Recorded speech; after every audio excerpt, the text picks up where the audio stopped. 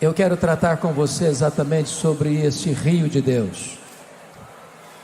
Eu quero tratar com você nesta tarde sobre avivamento espiritual. E vou ler o texto de Isaías 44, versos 3 a 5. Eu estou convencido de que em tempos de avivamento, Deus levanta jovens para a obra missionária. E o Brasil é um grande celeiro missionário para o mundo. E hoje Deus há de levantar aqui dezenas, quem sabe centenas de jovens para esta grande obra. Isaías 44, 3 a 5 diz assim: porque derramarei água sobre o sedento, torrentes sobre a terra seca.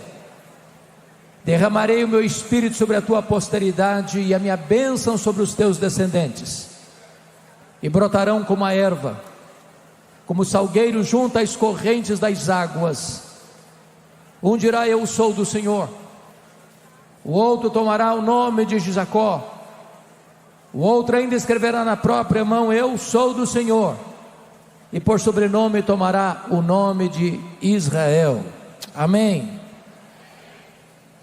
Eu estava pregando há alguns anos em Salvador e falava naquela ocasião sobre avivamento. Após o culto, uma repórter da cidade veio fazer minha entrevista. E ela olhou nos meus olhos e me fez uma pergunta perturbadora.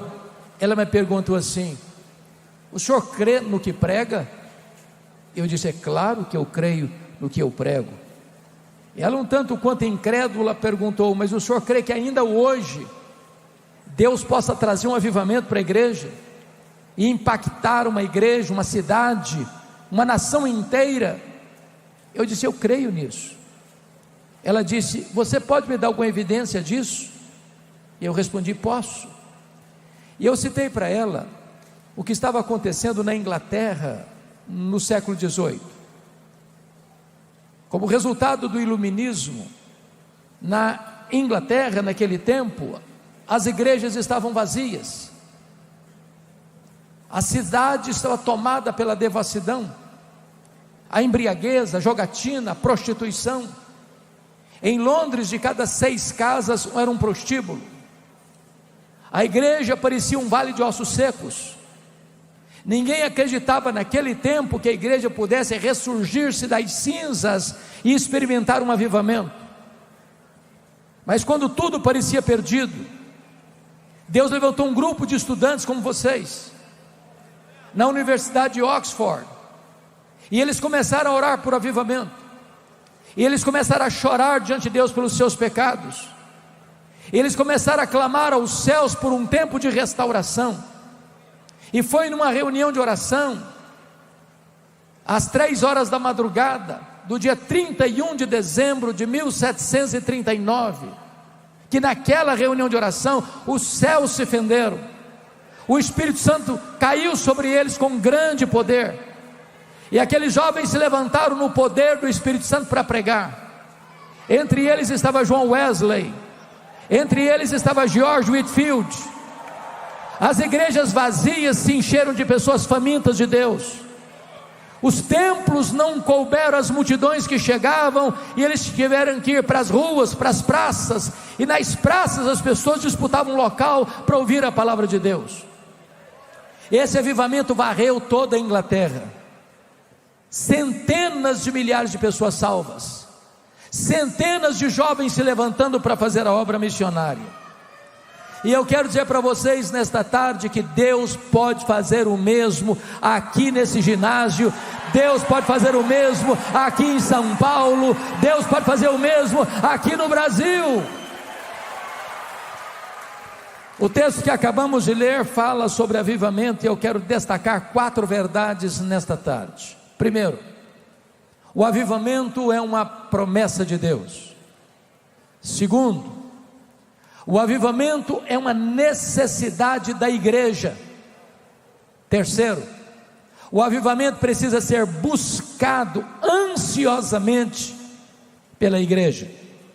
Quarto, o avivamento traz resultados extraordinários para a igreja. Vejamos a primeira lição. O avivamento é uma promessa de Deus. Isso está ancorado no verso 3: porque derramarei água sobre o sedento, torrente sobre a terra seca, derramarei meu espírito sobre a tua posteridade e a minha bênção sobre os teus descendentes. Vocês perceberam aí? Esta promessa é dupla. Primeiro, é uma promessa segura. Quem está prometendo aí eu derramarei não é um homem, não é uma igreja, não é uma denominação religiosa, não é uma instituição para-eclesiástica. Quem está prometendo aí é o Todo-Poderoso Deus. Quando Ele promete, Ele cumpre o que promete. Quando Ele faz, ninguém pode impedir a sua mão de fazê-lo. Eu quero dizer a vocês que ninguém detém uma igreja cheia do Espírito Santo de Deus. Nem perseguição, nem pobreza, nem calamidades. Quando a igreja está revestida com o poder do Espírito Santo, ela é vitoriosa, ela é vencedora, ela confronta as trevas, ela despovoa o inferno, ela manifesta a glória de Deus na terra. Lá no passado, o Sinédrio tentou intimidar, açoitar e prender os apóstolos, mas quanto mais eles eram perseguidos, mais a igreja crescia. Mais tarde, os imperadores romanos queimaram os crentes vivos, crucificaram os crentes, jogaram os crentes nas arenas, para os cães morderem, para os touros pisarem, para os leões esfaimados devorarem. Mas quanto mais sangue é derramado, mais a igreja crescia. A igreja de Deus não pode ser parada, a igreja de Deus não pode ser detida. A igreja de Deus, cheia do Espírito Santo, vai avançar. Mas em segundo lugar, esta promessa não é só segura, essa promessa é abundante. Porque notem vocês a expressão, porque derramarei, e fala de torrentes. Ambas as palavras, derramar e torrentes, tratam de coisas grandes, abundantes, caudalosas. Deus não tem o seu espírito por medida. Ele tem mais para nós, Ele tem muito mais para nós, Ele tem infinitamente mais para nós. Permita-me dizer isso a você. Um dos grandes problemas que nós temos é imaginar que tudo quanto Deus tem e quer fazer na nossa vida é o que nós conhecemos e já experimentamos. Então notem isso. Para mim, a mais ousada oração da Bíblia está em Efésios 3,19. Paulo ora lá para que você e eu sejamos tomados não de Deus, não da plenitude de Deus, mas de toda a plenitude de Deus. Agora pergunte, quem é Deus? Para apenas recordar com vocês os atributos que só Deus os tem, eu diria para você então que Deus é autoexistente, que Deus é infinito, que Deus é imenso, que Deus é eterno, que Deus é onipotente, que Deus é onipresente, que Deus é onisciente, que Deus é transcendente, que Deus é soberano, que Deus é maior do que tudo quanto Ele criou. Mas você então pergunta, então qual é o tamanho daquilo que Ele criou? Nenhum cientista, por mais robusto que seja o seu conhecimento, ou peregrina que seja a sua inteligência, é capaz de afirmar categoricamente qual é o exato tamanho do universo, pois Deus é maior que o universo. Mas o que os cientistas já sabem é que o nosso universo tem mais de 93 bilhões de anos-luz de diâmetro. E o que significa isso? Significa que se você voasse a velocidade da luz, 300 mil quilômetros por segundo, nessa velocidade, você demoraria mais de 93 bilhões de anos para ir de uma extremidade à outra do universo. Preciso concordar com o primeiro-ministro da Holanda, Abraham Kuyper, quando disse, não há um centímetro desse universo, onde Jesus, onde Deus não possa dizer, isso aqui é meu, eu criei isso aqui, e eu estou aqui. Agora notem, Paulo está orando, para que você e eu sejamos tomados de toda a plenitude de Deus, desse Deus que nem os céus dos céus pode conter. E se você pensa que Paulo estava delirando, ele diz no verso seguinte assim, Efésios 3:20: ora, aquele que é poderoso para fazer não mais, não muito mais, mas infinitamente mais do que tudo quanto pedimos ou pensamos, conforme o seu poder que opera em nós, a ele seja a glória na igreja e em Cristo Jesus, agora e pelos séculos eternos. O Senhor Deus tem mais para você, Ele tem a plenitude do Espírito Santo para você, Ele tem um derramamento do Espírito sobre a sua igreja. Permita-me ilustrar isso de uma maneira diferente. Havia uma família muito pobre nos Estados Unidos no século XIX. Essa família tinha 7 filhos pequenos de 14 anos para baixo, quando o chefe da família morreu, deixando a viúva, pobre, endividada, com 7 filhos para criar e grávida do 8º filho. Quando nasceu o 8º filho, não era o 8º, era o 8º e o 9º, porque eram gêmeos. O 5º filho um dia disse para a mãe assim: mamãe, eu vou sair da roça, do interior, vou para a cidade, Deus tem um plano na minha vida. E ele foi para Boston, em Massachusetts. Um dia o seu professor de escola bíblica dominical foi lá onde ele trabalhava, numa sapataria, e o levou a Cristo. Esse adolescente um dia está entrando numa igreja, escuta o pregador dizer: o mundo está para ver o que Deus pode fazer com um homem totalmente entregue nas suas mãos. Ele diz: meu Deus, eu quero ser esse homem. Ele já era um pregador conhecido na América. Ele estava pregando em Chicago, no estado de Illinois, quando 2 senhoras idosas abordaram na porta da igreja e disseram: nós estamos orando pelo senhor. Ele perguntou: mas por quê? Para que o Espírito Santo o revista com poder. Um dia ele caminhava em Nova York, pela Wall Street, quando de repente o Espírito Santo veio com poder sobre ele.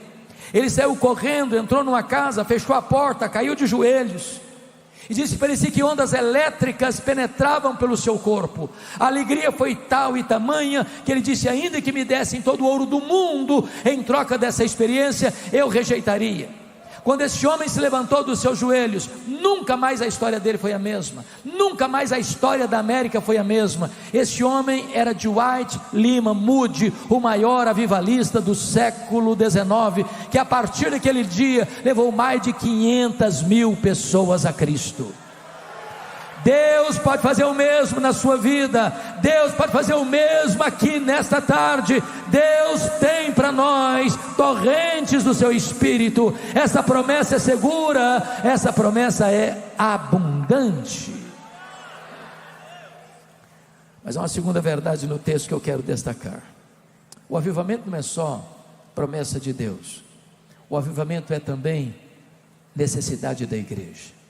Volte os olhos comigo para o verso 3: porque derramarei água sobre o sedento, torrente sobre a terra seca, derramarei meu Espírito sobre a tua posteridade, e a minha bênção sobre os teus descendentes. Há muitos símbolos do Espírito Santo na Bíblia, como o hálito, como o vento, como o óleo, como o fogo, como a pomba, como a água. A grande pergunta aqui é: por que o Espírito Santo nesse texto é simbolizado pela água? Certamente para nos ensinar algumas verdades. Primeiro, não há vida sem água. Você pode ter o melhor solo, você pode ter a melhor semente, você pode ter os melhores adubos, você pode ter os melhores insumos. Se não tiver água, a semente morre mirrada no ventre da terra. Você pode ter templos modernos, você pode ter pregadores eruditos, você pode ter músicos de excelência, você pode ter toda a tecnologia contemporânea. Se não tiver a obra do Espírito Santo, não tem vida na igreja.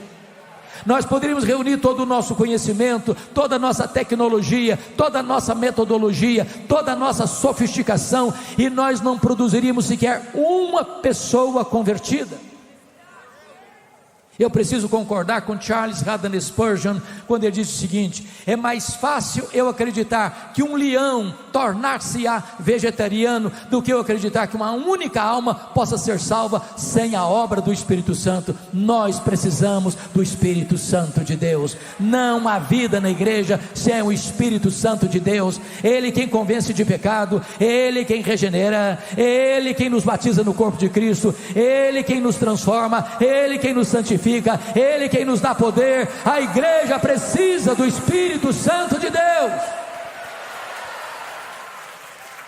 Mas em segundo lugar, a água é necessária para purificar.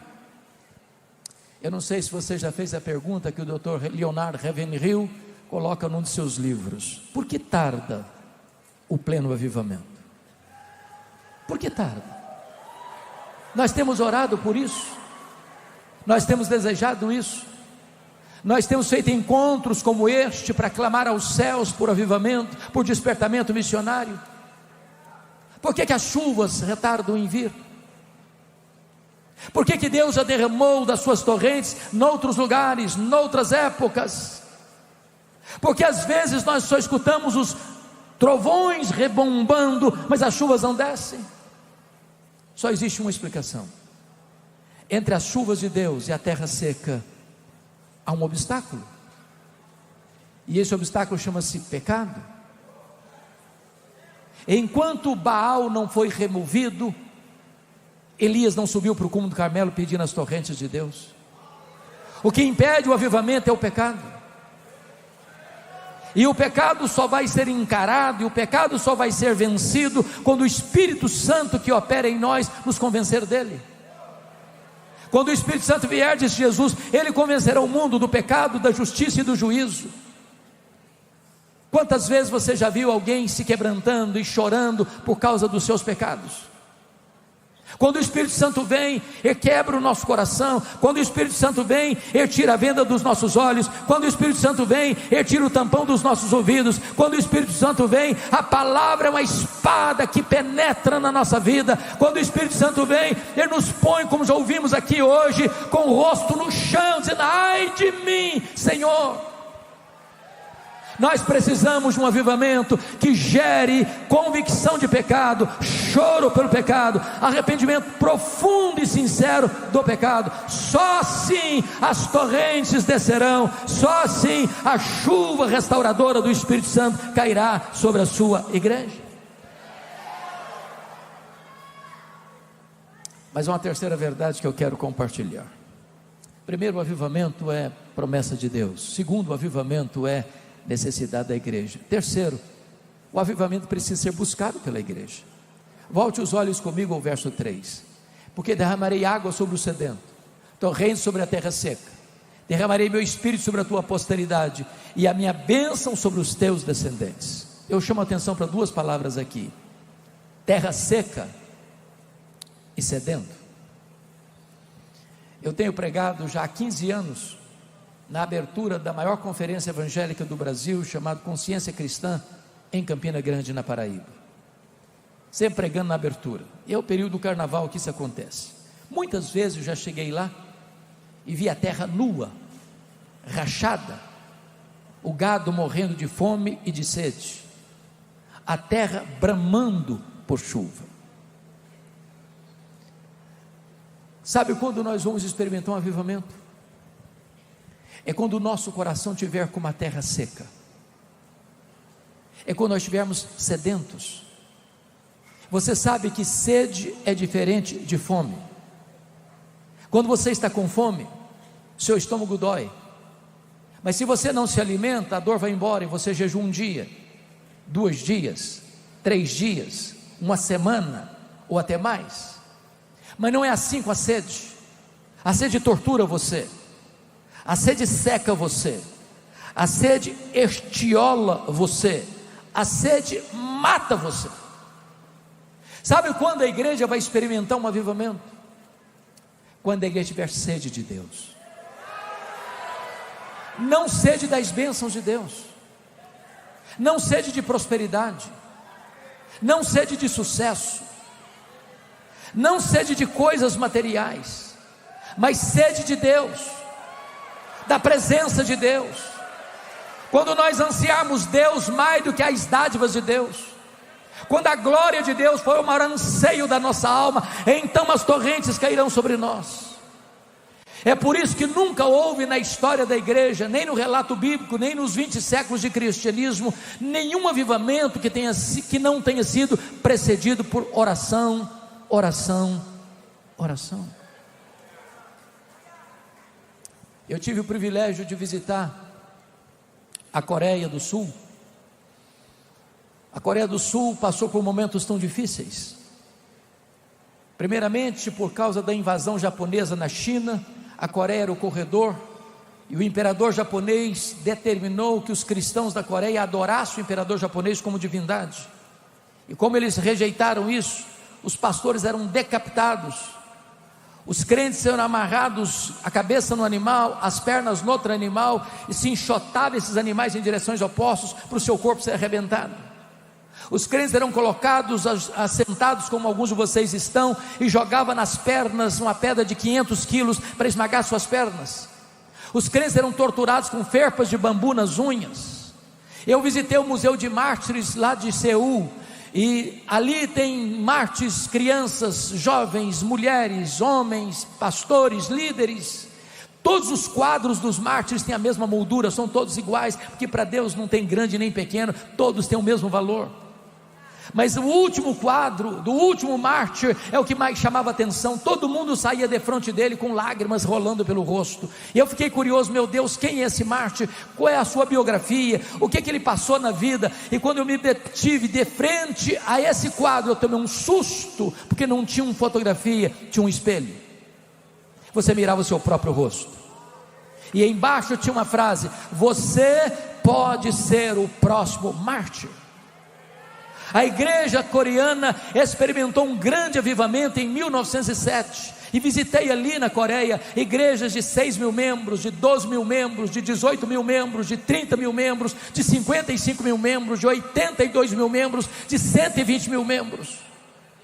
E quando nós perguntamos como chegou esse avivamento aqui, qual foi a causa principal do derramamento do Espírito, e todos eles responderam: oração, oração, oração, oração. Nenhuma igreja evangélica na Coreia é organizada sem ter uma reunião diária de oração de madrugada, diária. Eu fui visitar uma dessas igrejas, que tinha 4 reuniões de oração diárias pela manhã, uma das 4 às 5, outra das 5 às 6, outra das 6 às 7, outra das 7 às 8, nós fomos na segunda, de 5 às 6, estava fazendo muito frio. Quando nós chegamos no templo, vi gente correndo com a Bíblia na mão.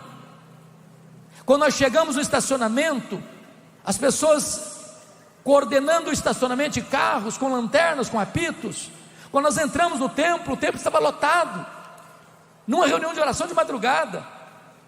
Eu contei mais de 80 pessoas assentadas no carpete do púlpito, porque não tinha mais lugar para sentar. Quando esses irmãos começaram a orar, meus irmãos, a sensação que eu tinha é que os céus haviam se fendido e Deus havia descido naquele lugar com grande poder.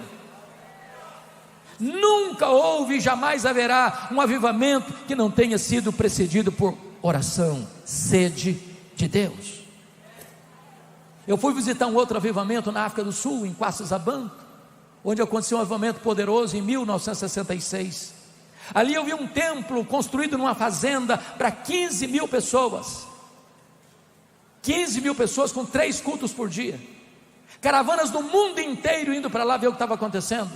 Ali cegos viram, ali tetraplégicos andaram, ali mortos ressuscitaram. Aí você vai perguntar: mas como começou?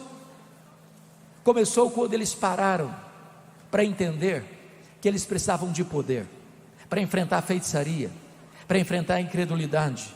E eles pararam todas as suas atividades e começaram a buscar a Deus, a chorar diante de Deus. Nos últimos 3 meses, eles se reuniam 3 vezes por dia. Eles não conseguiam nem sequer orar, eles só conseguiam chorar diante de Deus. Depois de 3 meses de lágrimas, o Espírito Santo foi derramado. Os feiticeiros saíam correndo, chorando, na casa de cada um missionário. Tinha 5, 6, 10, 15, 20 pessoas com pressa para acertar a vida com Deus. Se nós quisermos ver as torrentes de Deus descer sobre nós, para um grande despertamento missionário, nós precisamos ser movidos para buscar a face de Deus em oração. Nós precisamos ter sede de Deus. Mas me permita dizer algo extraordinário aqui com vocês. Leia a história dos avivamentos, e vocês verão que a maioria dos grandes avivamentos começaram com jovens. Com jovens. Com jovens. Às vezes a gente pensa que Deus precisa de um grande líder, às vezes a gente pensa que Deus precisa de uma pessoa renomada, Às vezes acha que Deus precisa usar uma pessoa muito culta. Deus está procurando um coração que seja totalmente dele. Deus pode levantar você para começar uma grande obra na nação brasileira. Deus pode levantar aqui missionários que vão impactar o mundo. Veja o avivamento inglês de 1739, jovens estudantes. Veja o maior avivamento do século XX no país de Gales. Evan Roberts era um adolescente. Veja São Paulo, num ginásio com milhares de jovens. Isso é a graça de Deus. Isso é um som do céu. Isso é um brado de esperança à igreja brasileira. Isso é um sinal de que Deus vai enviar jovens brasileiros para as nações da terra. Mas eu quero concluir com o último ponto. Primeiro, o avivamento é promessa de Deus. Segundo, o avivamento é necessidade da igreja. Terceiro, o avivamento precisa ser buscado pela igreja. Quarto, o avivamento traz resultados extraordinários para a igreja. E o primeiro resultado está no versículo de número 4, que é o crescimento numérico exponencial. E os teus descendentes brotarão como erva, como salgueiro junto às correntes das águas. Meus amados, entendamos isso. Em tempos de avivamento, Deus pode fazer mais num dia que nós conseguimos fazer em anos de trabalho na força do braço. Sabe por quê? Os pregadores que me antecederam, os cantores que já vieram aqui, nós só podemos falar aos ouvidos. Só o Espírito Santo pode falar ao coração. Se o Espírito Santo não falar, o homem fala em vão. Se o Espírito Santo não tocar, não há nenhum efeito que eu possa produzir que alcance o seu coração. Mas quando o Espírito Santo sopra, ele é poderoso, e ele sopra no campo de futebol, ele sopra no bar da esquina, ele sopra lá no antro do pecado, ele sopra lá dentro de um hospital, ele sopra numa CTI de hospital, ele sopra lá dentro da sua casa. E quando ele sopra, a voz dele é poderosa e irresistível. Eu estava um dia em Vitória, onde eu era pastor, e sou pastor até hoje, uma segunda-feira no meu gabinete pastoral, e chega um senhor e bate a porta, e disse: eu posso falar com você? Eu falei: claro que pode. Ele me disse assim: eu estive ontem à noite aqui no culto. Eu falei: que bom, o senhor é bem-vindo aqui. Ele me respondeu: mas eu não vim participar do culto não. Eu perguntei: o senhor veio fazer o que então? Ele me disse: eu era um traficante, eu vim roubar um carro. Carros ficavam estacionados em frente ao templo, na rua. E eu disse: e o que aconteceu? Ele me disse: enquanto eu estava olhando que carro seria mais fácil levar, eu escutei uma música que brotou de dentro do templo, e eu fui atraído irresistivelmente pela música. Do jeito que eu estava com o meu revólver 38 na cintura, eu entrei na igreja. E quando eu entrei, a palavra de Deus, como uma espada, penetrou o meu coração. Eu saí daqui ontem chorando, convencido dos meus pecados, mas me alegrando com a salvação da graça de Deus. Eu cheguei em casa chorando, e a minha mulher me perguntou: o que aconteceu com você, Ricardo? Alguém te machucou? Alguém te feriu? Eu respondi para ela: não, mulher, aquele homem que você conhecia não existe mais. Jesus me libertou, Jesus me salvou, Jesus transformou a minha vida. Quando o Espírito Santo sopra, ninguém pode deter a voz de Deus ecoando em seu coração. O crescimento da igreja virá aos borbotões. Pense comigo, São Paulo, 20 milhões de pessoas na grande São Paulo. Já imaginou quanta gente Deus tem para salvar aqui? Você já imaginou se o Espírito Santo soprar? lá no campo do Corinthians, lá no campo do Palmeiras, lá no campo do São Paulo, se o Espírito Santo soprar, e os bairros mais populosos, e os bares das esquinas, e os restaurantes, e os grandes cerimoniais vão ser tomados e varridos pelo vento do Espírito, e as multidões vão de fluir com fome e com sede de Deus. Mas o segundo resultado de um avivamento não é só crescimento numérico, mas também testemunho verbal dos crentes. Olha o verso 5: um dirá, eu sou do Senhor, o outro se chamará do nome de Jacó. Deixa eu lhes dar um dado muito triste. O Instituto Moody fez uma pesquisa e descobriu que 95% dos crentes nunca levaram uma pessoa a Cristo. Em tempos de avivamento isso não acontece. Levantam-se as crianças, levantam-se os adolescentes, levantam-se os jovens, levantam-se os adultos, levantam-se os velhos, levantam-se todos para dizer, eu sou do Senhor, eu sou do Senhor, eu sou do Senhor, eu sou do Senhor, eu sou do Senhor. E essa mensagem sairá com a velocidade do rastilho de uma pólvora e alcançará as cidades, as vilas, os campos, os grandes centros urbanos, e muita gente há de ouvir a voz poderosa do Evangelho. Eu fui seminarista em Campinas, nos idos de 78 e 81. Eu não sei se você sabe, claro que deve saber. Via de regra, quando um seminarista chega no seminário, normalmente que nós chamamos de calouro, o primeiro ano, eu chego com o coração queimando. Eu falava até para poste na rua. E um dia uma missionária americana, fazendo amizade comigo, me disse assim, eu vou levar você na escola de cadetes de Campinas. Alguns aqui já devem conhecer, um lugar bonito, pomposo. E eu chego, primeira pessoa que encontro, um cadete, óbvio, com a sua metralhadora na mão, com a sua farda engomada, com o seu nome bordado na lapela da farda, João Miguel Corpas. E eu fui logo me aproximando e perguntando, e aí, João Miguel, você conhece a Jesus, o Filho do Deus vivo? Esse moço faltou me bater, ele me insultou, ele blasfemou de Jesus, ele disse, eu não acredito nessa tolice, e não me dirija a palavra. Confesso que por um momento eu perdi o rumo de casa, fiquei completamente mudo na presença dele, mas de repente, o Espírito de Deus me deu um pouco de coragem, e eu disse, João Miguel Corpas, antes de ir embora, eu preciso lhe dizer 3 coisas. Primeiro, Deus existe, acreditando você nele ou não, ele existe assim mesmo. Deus não depende de você acreditar nele para ele existir, ele existe assim mesmo. Segundo, esse Deus ama você, esse Deus se importa com você, esse Deus enviou o seu Filho Jesus Cristo para vir ao mundo e morrer em seu lugar, para dar a você a vida eterna. Terceiro, você é um pecador, e se você não se arrepender, você vai para o inferno, e até logo, e sair rápido, que o cara estava com a metralhadora na mão.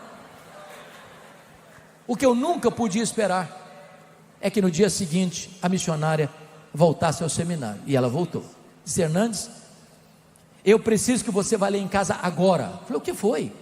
O João Miguel Corpas está lá em casa e quer te ver. Aí eu fiquei preocupado, falei, meu Deus, será que a minha abordagem foi rude? Será que eu não fui delicado com ele? Será que eu não fui assim tão elegante na apresentação do Evangelho? E fui pensando 1000 coisas. Quando eu chego naquela casa, o João Miguel Corpas estava sentado na sala, numa poltrona. Quando ele me viu entrar, ele se levantou, correu na minha direção, quase que me tira do chão, me balançou e disse, por favor, me fale do seu Deus, me fale do seu Jesus.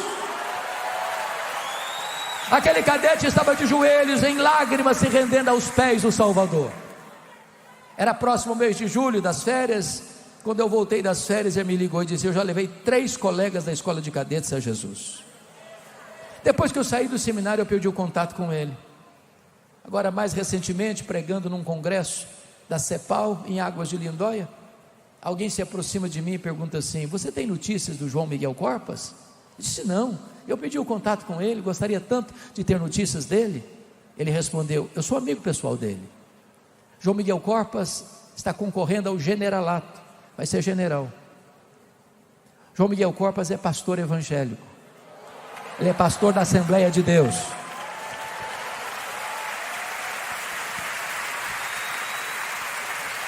Na semana seguinte, eu estava pregando lá em Vila Mariana e estava lá ele com a esposa para me dar um abraço. Meses depois eu estava lá na casa dele em Santos, jantando com a sua família, e ele me contando as maravilhas que Deus tinha feito na sua história. Sabe o que me veio à mente? Abra a tua boca e eu a encherei. Não é o seu conhecimento, não é a sua metodologia, não são as suas estratégias humanas, é o poder da palavra de Deus. Abra a sua boca e Deus fará maravilhas, porque a palavra de Deus é viva, porque a palavra de Deus é poderosa, porque o Evangelho é o poder de Deus para a salvação de todo aquele que crê. Eu vou concluir dizendo assim: eu estou seguro de que esse assunto, avivamento, é um assunto muito distorcido na igreja evangélica brasileira. Eu tenho pregado em todos os estados brasileiros, tenho pregado em mais de 1.500 igrejas das mais diversas denominações do Brasil, e tem muita gente que acha que avivamento é esquisitice, tem muita gente que acha que avivamento é experiencialismo fora das Escrituras. Mas o fato de existir um falso avivamento não anula o fato de que existe um verdadeiro avivamento. E eu anseio ardentemente essa visitação poderosa do Espírito Santo de Deus. E eu creio firmemente que Deus pode derramar um poderoso avivamento sobre a nação brasileira. E eu quero conclamar você, em nome de Jesus, a colocar-se na brecha, a orar por isso, pelos reinos de Deus. Porque se Deus nos visitar com um poderoso avivamento, certamente centenas, milhares de jovens se levantarão para pregar esta palavra em todo o mundo. Alexander Duff era um missionário escocês, gastou seus anos servindo a Jesus na Índia. Quando ele adoeceu na Índia, já velho, ele retorna à Escócia para despertar jovens para a obra missionária. E tinha uma assembleia de jovens como esta aqui, e ele faz um apelo veemente para que esses moços deem continuidade à obra que ele estava fazendo. E quando ele fez o apelo, nenhum moço se levantou. Ele ficou tão impactado que ele sofreu um ataque cardíaco no púlpito. Correram com ele para uma sala contígua, massagearam-lhe o peito. Quando ele voltou ao normal, ele disse: me levem de volta para o púlpito, eu não terminei meu apelo. Os médicos disseram: o senhor não pode voltar, o senhor não pode voltar, o senhor está correndo risco de morrer, o senhor precisa ficar aqui. Não, me levem para o púlpito. E ele voltou para o púlpito e disse àqueles moços: jovens, eu fiz um apelo a vocês para se levantarem como missionários e vocês não quiseram ir. Pois irei eu, já velho, cansado, doente, não poderei fazer muita coisa, mas pelo menos eu morrerei às margens do Ganges, e o povo indiano saberá que alguém os amou e se dispôs a ir a eles levar a esperança do Evangelho. E aquele velho começa a chorar no púlpito, quando dezenas de moços começam a descer das arquibancadas, dizendo: eu estou pronto, eu estou pronto, eu estou pronto, eu estou pronto, eu estou pronto. E centenas de jovens atenderam o apelo missionário naquele dia.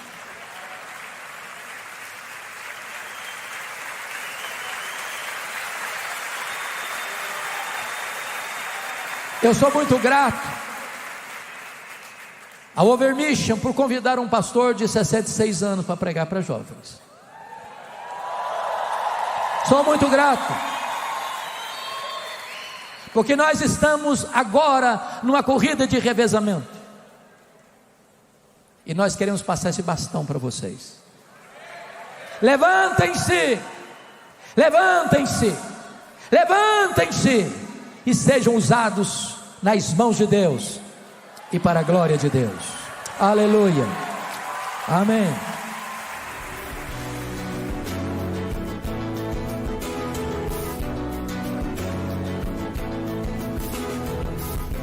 Palavra da Verdade, com Hernandes Dias Lopes.